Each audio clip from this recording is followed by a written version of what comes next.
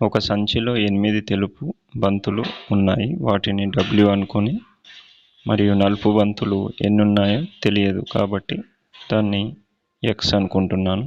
ఇప్పుడు తెలుపు బంతి తీసే సంభావ్యత P(W) అనుకున్నట్లయితే P(W) అనుకూల ఘటనల సంఖ్య 8 మొత్తం ఘటనలు 8 + X అవుతుంది.